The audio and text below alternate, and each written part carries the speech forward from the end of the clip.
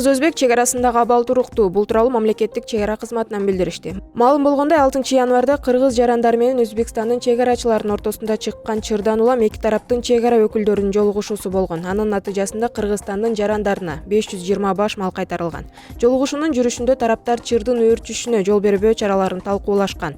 Чек арачылар Жалал Абад облусунун Алабука районунун жергиликтүү өзүн өзүн башкаруу жана укук коргоо органдарынын кызматкерлери менен биргеликте жергиликтүү калк арасында түшүндүрүү иштерин жүргүзүшүүдө, деп айтылат маалыматта.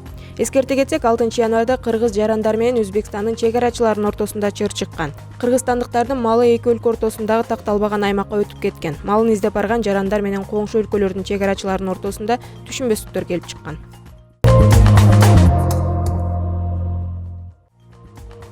Жогорку кеңештин депутаттары 8-10 январь аралыгында өлкө аймагындагы шайлоочулар менен жолугуп элдин арыз моңун угушат. Жогорку кеңештин регламенти жөнүндө мыйзамга ылайык эл өкүлдөрү жылына бир жолу шайлоочулар менен жеринде иш алып барууга милдеттүү. Парламентарийлер акыркы ирет ноябрда аймак кезип иштешкен.